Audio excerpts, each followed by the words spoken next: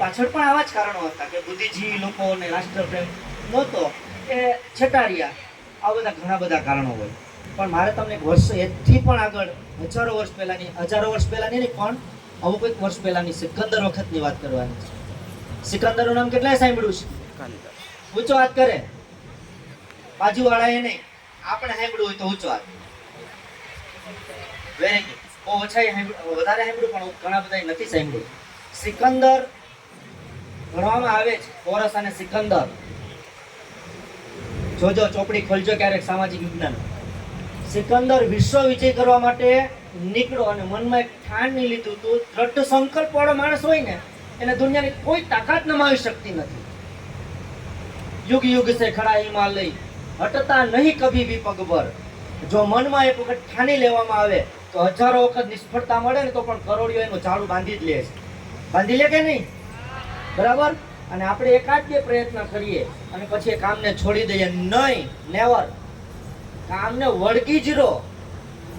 વીજળીનો બલ્બ જેમને શોધ્યો ને એમને 999 વખત નિષ્ફળ ગયો અને 1000મી વખત એમને વિશ્વને પ્રકાશિત કરી દીધું. જે નિરાશ થઈને બેસી ગયો હોત ને તો આજે પ્રકાશમાં આપણે ન બેઠા હોત કદાચ, અથવા એના નામે વીજળીની શોધ ન પણ થઈ હોત. સિકંદરે મનમાં ઠાની લીધું હતું કે મારે વિશ્વ વિજય બનવા નીકળવું છે, વિશ્વ વિજય બની જવું છે, બધા દેશ જીતી લેવા છે. તો બધા દેશ જીતતા એ વખતે ભારતમાં પ્રવેશ કર્યો અને એના જે ગુપ્તચરો હોય એની પાસે આઈબી રિપોર્ટરો હોય છે, બરાબર. ઇન્ટેલિજન્ટ બ્યુરો અત્યારે આપણે એવું નામ આપીએ. તે વખતે એના ગુપ્તચરો હતા. ગુપ્તચરો પહેલા જાય અને જોવે કે આ લોકોને કેવી રીતે જીતી શકાશે. તો ગુપ્તચરો આવ્યા. એમાં માસાગા નામની એક આદિવાસી જાતિ હતી. માસાગા નામની આદિવાસી જાતિ હતી. આ જાતિના લોકો રહેતા હતા. તો એને અંદર જઈને પૂછ્યું કે ભાઈ તમને એવા ઘર નથી તો ઘર બાંધી આપશું, તમને સારી સ્ત્રીઓ આપશું, તમને સારું ધન આપશું, તમારી દીકરીને પરણાવી દેશું. આ બધા પ્રલોભનો આપ્યા. માસાગા જાતિના આદિવાસી લોકોના બધા જે આગેવાનો રાતે ભેગા થયા અને નક્કી કર્યું કે આ સિકંદર એની શરણાગતિ જો સ્વીકારી લેશું ને તો આપણે માતૃભૂમિ પ્રત્યે ગદ્દારી કરી કહેવાશે. ભલે એ લોકો હજારોની સંખ્યા, 70,000નું લશ્કર હતું સિકંદર પાસે, અને આ લોકો જે આદિવાસી જે લોકો હતા જુદી જુદી જગ્યાએ રહેતા હતા, ઘરે ગયેલા પડ્યા હતા જંગલની અંદર. એ લોકો 200 થી 250 થી 300 માણસો માંડ હશે એમ કદાચ. પણ મનોમન નક્કી કરી લીધું કે સિકંદરને કોઈ હિસાબે આપણે ઝૂકવાનું થતું નથી. સિકંદરના જે ગુપ્તચરો હતા એના દ્વારા એમને કેવડાવી દીધું કે તમારા ભાઈ સિકંદરને કહી દેજો કે ભારત જીતવું હશે ને તો માસાગા જાતિને પહેલા જીતવી પડશે. અમે લડી લેશું, છેલ્લા શ્વાસ સુધી લડશું. અને સિકંદરે કત્લે આમ કરીને માસાગા જાતિને ખતમ કરી નાખી. ત્યાં સુધી એ લડ્યા, છેલ્લા શ્વાસ સુધી લડ્યા. તમે ઝાંસીની રાણીનું નામ સાંભળ્યું છે? નહીં મેરી ઝાંસી, નહીં મેરી ઝાંસી નહીં દૂંગી. આવું વટથી અંગ્રેજોને કહી દીધું હતું. અને એટલું જ નહીં, પોતાનું બાળક છે એ ખભા પાછળ બાંધી અને યુદ્ધના મેદાનની અંદર ઉતરી ગઈ અને લડી છે. આવી વીરાંગનાઓ ભારતની અંદર થઈ ગઈ છે. આને છે માતૃભૂમિ પ્રેમ કહેવાય, આને રાષ્ટ્ર પ્રેમ કહેવાય. માત્ર વાતોથી ચાલશે નહીં. આપણી અંદર રાષ્ટ્રભક્તિના બીજ જગાડવા પડશે. શિવાજીનું હાલરડું સાંભળ્યું છે? હે? કન્યાકુખ જીજાબાઈની જ્યાં શિવાજી પાક્યો હતો, તલવાર કેરી ધારથી જેણે રાષ્ટ્ર ધર્મ પાડ્યો હતો. પડકાર કરતી પુત્રને શિવા લડજો રણ મેદાનમાં, આમાં દેશની આર્ય રમણી અમર છે ઇતિહાસની અંદર આવા પાત્રો થઈ ગયા કે જેણે નાનપણમાં એના બાળકને કીધું કે બેટા સૂઈ તો સૂઈ લે, આજે કાલે કાળા યુદ્ધ ખેલવાના છે. રાષ્ટ્રભૂમિને માટે, રાષ્ટ્રને માટે, માતૃભૂમિને માટે તારે લડવા જવાનું છે. નાનપણથી આવા પિયુષ પાયા હતા, નાનપણથી આવા વીરતાની વાતો કીધી હતી એમને, રામ લક્ષ્મણની વાતો કીધી. અને એ વીર શિવાજી જ્યારે મોટો થયો ને ત્યારે ઔરંગઝેબ બાદશાહ, જે દિલ્હી સલ્તનત હતી એની સામે બધા ઝૂકતા હતા, પણ મરાઠાવાડ હતું એ ક્યારેય એમને ઝૂક્યું નહીં. છેલ્લા શ્વાસ સુધી. એમનો દીકરો સંભાજી પણ એમની સામે લડ્યો છે. વિચાર કરો, આને કહેવાય રાષ્ટ્રનિષ્ઠા, આને કહેવાય દેશપ્રેમ. આવો દેશપ્રેમ, આવી રાષ્ટ્રનિષ્ઠા. તો મારે પણ રાષ્ટ્રભક્તિ કરવી છે, તો કઈ રીતે કરું? તો હું સરહદ ઉપર તો લડવા જઈ શકતો નથી. હું નથી સાહેબને કહી શકતો કે મને ખાખી વર્દી આપો, મારે સુરક્ષા માટે તમે ગમે ત્યારે બોલાવશો તો હું ક્યાં ઊભો રહીશ. એવું કરી શકીએ ખરા? એ આપણને આપે નહીં, પણ કહે કે ભાઈ આ અમને હેલ્પ કરો. પણ કઈ રીતે આપણે રાષ્ટ્રભક્તિ કરી શકીએ? કોઈ કહેશે આમાંથી ને? આપણે બધાને દેશભક્તિ છે, ખૂબ જ દેશભક્તિ અંદર છુપાયેલી છે. તો કઈ રીતે, કેને દેશભક્તિ કેવી? ભારત માતા કી જય, વંદે માતરમ, જય હિન્દ, આવું બોલીએ દેશભક્તિ કહેવાય? આ બેન કે છે? વેરી ગુડ, આવી જાઓ બેન. શું નામ બેન? આવી જાઓ, ઉપર આવી જાઓ બેન.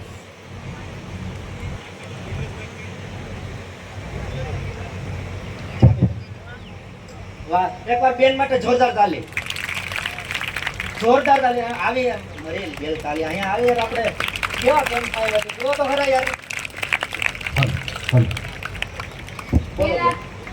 ટ્રાફિકના નિયમો અને તો આપણે જે સંવિધાનમાં જેટલા નિયમો છે એનું ચુસ્તપણે પાલન કરવું જોઈએ. ત્યારે પોલીસોને આપણી મદદની જરૂર પડે તો એમાં આપણે એને કોઓપરેટ કરવું જોઈએ. ધારો કે આપણને એમ કે ટ્રાફિકના નિયમોનું પાલન કરો તો કરવું જ જોઈએ, અને એમ કે મોબાઈલ ઉપર ચાલુ વાહને વાતો ન કરો તો એ ન કરવી જોઈએ. અને પછી જો આપણે એ ન કરવી જોઈએ પછી આપણે.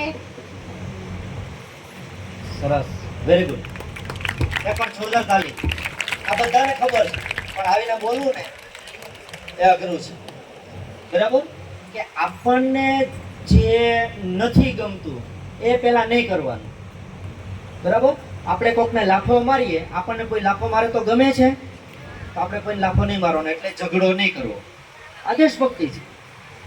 સીધી સાદી વાત છે. મારા ઘરની આગળ દરવાજા પાસે કોઈ બાઇક મૂકી દે છે તો મને ગમતું નથી. ગમે છે? છોકરીઓ બહેનોને ખબર હોય, ઘરે મમ્મીને કામ કરાવડાવો, બાજુવાળા હાવણી કાઢીને કચરો આપણા આંગણામાં નાખી દે તો ગમે આપણને. આપણે શું કરીએ? આપણા ઓલા બાજુવાળાને જવા દે, એ ઉઠે પાછા આમ જવા દે, કચરો બિચાર આખો દી આમ આમ આમ આમ થયા રાખે. દેશભક્તિ છે હે? જે મને નથી ગમતું એવું નહીં કરું. રેડી? હું તમારી સામે સ્માઇલ આપું તો તમે મને સ્માઇલ આપશો કે નહીં? જેવું આપીએ ને એવું મળે. દડાનો જેટલો ઘા કરો ને, આ વિજ્ઞાનનો સિદ્ધાંત છે, એવું જીવનમાં પણ બને. વિજ્ઞાનનો સિદ્ધાંત છે કે આઘાતી બળ અને પ્રત્યાઘાતી બળ, જેટલો દડાને ઘા કરો એ દિવાલમાં ભટકાઈને પાછો આવે. તો તમારો જેવો વિચાર હોય એવા વિચારવાળા તમને સામે મળે. તમે બાધોકડા થશો તો બધા બાધોકડા કહેશે કે નહીં? પણ તમે સારી રીતે રહેશો તો મામા, માસી, ફઈ, ફુવા બધા એમ કે જો અમારા આ દીકરી છે ને બહુ ડાય, અને અમારા દાંડ, આપણને એમ જ કે ને કા. કારણ કે મમ્મી પપ્પાનું આજ્ઞાનું પાલન આપણે નથી કરતા. દીકરીઓ કરે એમને કામ આપણે નથી કરતા. ઘરે મમ્મી પપ્પાને કામ કરો એ પણ એક પ્રકારની દેશભક્તિ જ છે. માતા પિતાની આજ્ઞાનું પાલન કરવું એ પણ એક પ્રકારની દેશભક્તિ જ છે. અને આ બધા નિયમોનો ફોલોઅપ કરો, બેને સરસ મજાનું કીધું, એ પણ એક પ્રકારની દેશભક્તિ છે. તમે શહીદ ભગતસિંહનું નામ સાંભળ્યું છે? સાંભળ્યું છે ને? એની યારે બીજા બેને ફાંસી આપી હતી, કોઈ નામ આપશે? અરે એ તો ખબર જ હોય ને યાર. બોલો, તું જ બોલી જશે. સુખદેવ, ભગતસિંહ, રાજગુરુ. Very good. સુખદેવ, ભગતસિંહ અને રાજગુરુ, આ ત્રણેયને ફાંસી આપી. તમને ખબર છે શહીદ ભગતસિંહ નાના હતા ને તે વખતે એ રમતા હતા, વાડીએ રમતા રમતા વાડીએ ગયા હતા. વાડીએ તો કાકા હોય, બરાબર હોય ને, કાકા ને બધા હોય ને, બરાબર. તો શહીદ ભગતસિંહ છે એ ભગતસિંહ, નાનકડા એવા ભગતસિંહ રમતા હતા. તો નાના નાના સાઠીકડા છે ને એ ખેતર બનાવે નાનકડું એવું, એમાં આઠીકા વાવે. તો એના અંકલ હતા ને કાકા, એમને પૂછ્યું બેટા શું કરસ તું? તો ખબર છે એને શું જવાબ આપ્યો? શું? હું બંદૂકો વાવું છું. શું વાવું છું? શું વાવું છું? બંદૂકો. અને એના કાકાને તો આશ્ચર્ય થયું કે બંદૂકો વાવસ? પછી તો કે એનું ઝાડ થશે. પછી તો કે એમાં કેટલી બધી બંદૂકો આવશે. પછી કે હું મારા બધા દોસ્તારોને આપીશ. પછી હું અમે અંગ્રેજો સામે લડશું, દેશના દુશ્મનોની સામે લડશું. વિચાર તો કરો, નાનપણમાં પણ રાષ્ટ્ર માટેની ભાવના હતી. એ જ શહીદ ભગતસિંહ જ્યારે બોમ્બ ફેંકો ને ત્યારે બોમ્બ ફેંકીને ભાગી જવામાં સક્ષમ હતા, ભાગી જઈ શકતા હતા, પણ ભાગ્યા નહીં, પકડાઈ ગયા. એટલા માટે એમને જેલમાં પૂરવામાં આવ્યા. જેલમાં પૂરી દીધા પછી એમના કાકા જગતસિંહને સરકારે કીધું કે ભગતસિંહ જો માફીનો લેટર માંગે કે ભાઈ અમારી ભૂલ થઈ ગઈ, હવે આવી ભૂલ નહીં કરીએ તો અમે એને છોડી દઈએ, તો એ ફાંસીએ નહીં. ત્યારે વીર શહીદ ભગતસિંહે એટલું કીધું કે કાકા હું માફી નહીં માગું, કારણ કે મેં જરા પણ ખોટું નથી કર્યું. આપણી માતૃભૂમિ ઉપર આપણા ઘરમાં અંગ્રેજો રાજ કરે તો કેવી રીતે આપણાથી સહન થાય? અને મને એકને ફાંસી આપશે ને તો આવા હજારો ભગતસિંહ ઊભા થશે. એવો જવાબ આપ્યો ને હસ્તે મુખે એ રાજગુરુ સુખદેવ શહીદ ભગતસિંહ ફાંસીના માચડે ચડી ગયા. તુમ મુझे खून दो मैं तुम्हें आजादी दूंगा. કોનું સૂત્ર છે? કોનું છે? સુભાષચંદ્ર બોઝ. તુમ મુझे खून दो मैं तुम्हें आजादी दूंगा. બરાબર ને? સુભાષચંદ્ર બોઝે એવું લશ્કર તૈયાર કર્યું અને મા ભૌમને આઝાદી અપાવવા માટે એમણે અથાગ પ્રયત્ન કર્યા. પેલા મૂછો વાળા આમ જનોય હોય, કોણ? Very good. કોણ બોલ્યો? કોણ? ચંદ્રશેખર આઝાદ.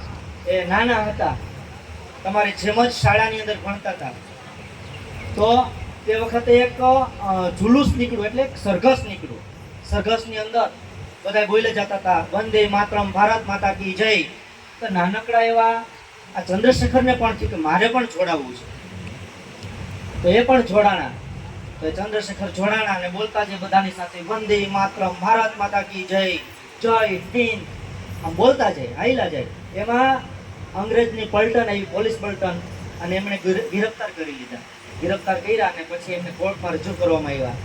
નાનકડા એવા 14 કે 15 વર્ષના આ ચંદ્રશેખર આઝાદને ન્યાયાધીશે પૂછ્યું કે બેટા તારું નામ? નોટ ચંદ્રશેખર, આઝાદ. શું કહ્યું? આઝાદ. કારણ કે હું તમારો ગુલામ નથી. એની પાછળ એક સંદેશો છુપાયેલો હતો કે અમે ભારતીયો કોઈના ગુલામ નથી, હું આઝાદ છું. ક્યાં રહેવાનું? તો શું કીધું? જેલમાં. શું? જેલમાં. એની પાછળનું તાત્પર્ય હતું કે તમે મને જેલમાં નાખી દેશો તો પણ હું ડરવાનો નથી, ભારત માતાનું સંતાન છું. એમને 15 સોટીની સજા કરવામાં આવી. 15 કોરડાઓ, નેતરની સોટી.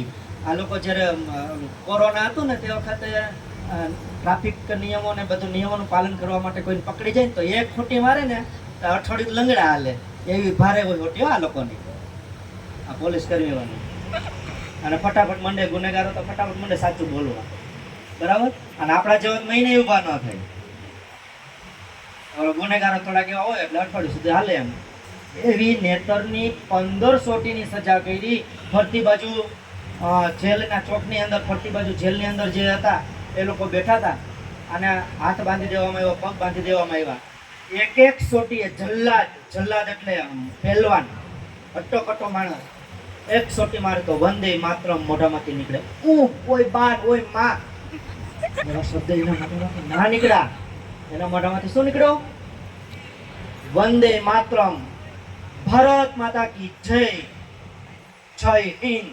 એક એક કોરડે એ જય હિન્દ બોલતો જાય, વંદે માતરમ બોલતો જાય.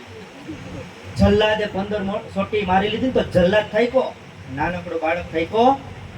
શા માટે ન થઈ કો ખબર છે? એની અંદર એક પ્રકારની દેશદાજ હતી. એની અંદર એક પ્રકારની એક સંકલ્પના હતી કે હું મારા દેશને આઝાદ કરાવીશ. અને તેમણે અંગ્રેજોને ચેલેન્જ ફેંકી હતી કે હું જીવતો જીવત ક્યારેય પણ અંગ્રેજોના હાથે પકડાઈશ નહીં. મિત્રો, દેશભક્તિ એ બજારમાં વેચાતી મળતી નથી.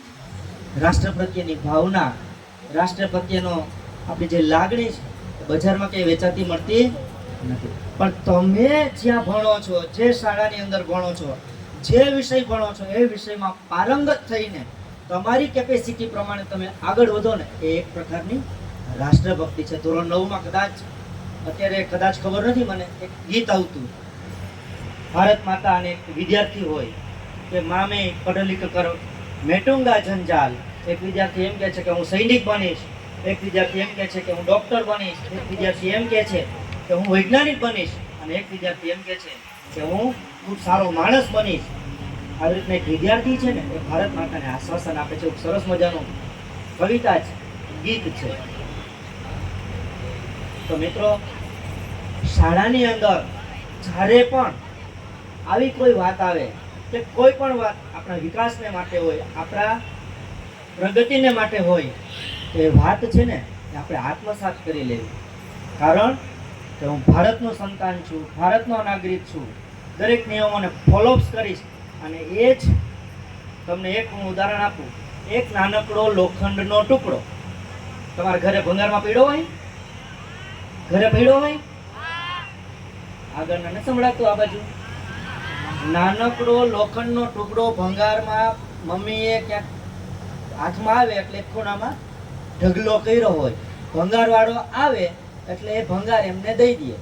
એ ભંગારના ટુકડાનો ભાવ શું આવે? 5 રૂપિયા કિલો, 10 રૂપિયા કિલો કે ને, ભંગારનો ભાવ, ભંગારનો. પણ જો એ જ લોખંડનો ટુકડો ક્યાંક કારખાનાની અંદર જાય અને પોતે ઘસાય, સારણ ઉપર ઘસાય, અને એમાંથી એકાદ સરસ મજાનો ઘડિયાળનો કાંટો બને, ઘડિયાળનો એક ઇન્સ્ટ્રુમેન્ટ બને, ઘડિયાળનું એક નાનકડું એવું ચક્કરડું બને, તો એમની કિંમત વધી જાય કે નહીં? વધી જાય ને. એમના કરતાં પણ એ વધારે ઘસાઈને ટીપાઈને કોઈક મોટા મશીનરી હોય, એમને એકાદ ઇન્સ્ટ્રુમેન્ટ બને, એકાદ એનો પાર્ટ બને, તો એની કિંમત એથી વધી જાય કે નહીં? કે ન વધે? વધી જાય કે નહીં? આપણે ભંગારના ભાવે વેચાવું છે, વેચાવું છે, તો આપણી મન અને આપણી બુદ્ધિને ક્યારેય નિષ્ક્રિય નહીં રહેવા દેવાની. ચિંતન કરવાનું, ચિંતા નહીં. શું કરવાનું? ચિંતન કરવાનું. ચિંતન કરે તે આગળ વધે. એટલે ચિંતન કરવાનું. જો ભંગારના ભાવે ન વેચાતું હોય તો 35નો ક્લાસ તમારે એ હોય તો ગ્રેજ્યુએશન પૂરું કર્યા પછી કોઈ ડોક્ટરી લાઈનમાં જાય, કોઈ એન્જિનિયરિંગ લાઈનમાં જાય. પણ એવા કેટલા હોય કે 10%. બાકી 20 જણા છે ને, એ 20 જણા ખેતી કરતા હોય, કોકને અહીંયા મજૂરીએ જતા હોય. શું કામ? એમ કે એમણે મહેનત કરી નથી. બરાબર? એ સારણ ઉપર ઘસાણા નથી. બુદ્ધિ ઘસવી. એક છોકરાને પૂછ્યું બુદ્ધિ ઘસવી જોઈએ, તો બીજા દિવસે એણે કીધું કે સાહેબ બુદ્ધિ અહીંથી નીકળે કેમ? આપણે આમ ઘસી લઈશ. એવી રીતે ઘસાય નહીં. ચિંતનથી ઘસાય, વિચારથી ઘસાય. આવી રીતના આપણે ચિંતન કરવું જોઈએ, મનન કરવું જોઈએ. અને આપણી પાસે જે એફિશિયન્સી છે, આપણી પાસે જે આવડત છે, એ આવડતને ઉજાગર કરવાનો પ્રયત્ન કરવો જોઈએ. એ એટલે રાષ્ટ્રભક્તિ, એ એટલે દેશભક્તિ. એટલે આવા બધા ઘણા બધા એવા ઉદાહરણો છે. આપણે એનું કામ એ કરે છે, આપણે આ બાજુ ધ્યાન જોઈએ. તમને બીજું એક નાનકડું ઉદાહરણ આપીને આપણે આપણું વક્તવ્ય પૂરું કરીશું.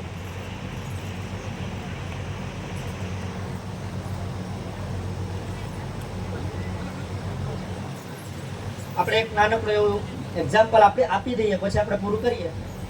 કે માટીનો એક પિંડો હોય, માટીનો પિંડો, બરાબર? એમાંથી ને મૂર્તિકાર છે અથવા પથ્થર હોય, એમાંથી એ કટિંગ કરીને સરસ મજાની મૂર્તિ બનાવે. તો ગણપતિ ઉત્સવમાં આપણે મૂર્તિ લેવા જઈએ ને, મૂર્તિની કેવડી કિંમત વધી જાય.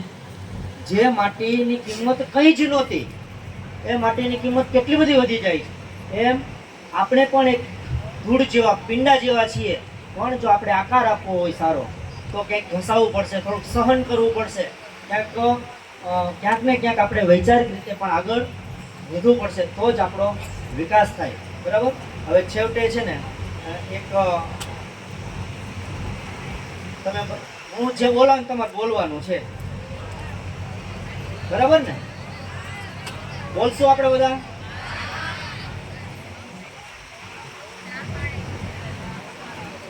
હું આ અવાજ ધોરાજીમાં સંભળાવવો જોઈએ, અથવા તમારા મમ્મી પપ્પાને સંભળાવવો જોઈએ. બરાબર ને? ક્લાસમાં જેમ સર ન હોય ને ત્યારે આપણે જે રાડો બરાડા પાડતા હોય એટલા જોશથી બોલવાનું છે. હું ભારતની રાષ્ટ્રભૂમિ પર જન્મ્યો છું. હું માતૃભૂમિ પ્રત્યે સદાય વફાદાર રહીશ.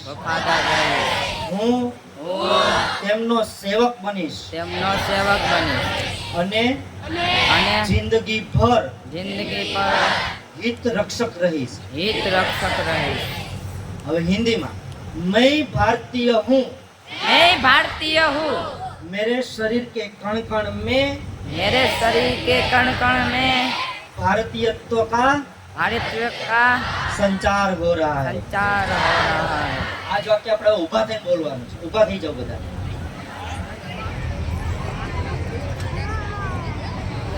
માત્ર ઊભા થઈ બોલવાનું નથી, પણ આપણે સાથે એક્સપ્રેસ પણ કરવાનું. બરાબર? मैं मैं भारतीय हूँ, मैं मैं भारतीय हूँ, भारतीय हूँ, मेरे कण कण में मेरे कण कण में मेरे कण कण में मेरे कण कण में भारतीयत्व का भारतीय का संचार हो रहा है. संचार हो रहा है. संचार हो रहा है. संचार हो रहा है. वंदे मातरम. वंदे मातरम. भारत माता की जय. भारत जय जय हिंद. Thank you.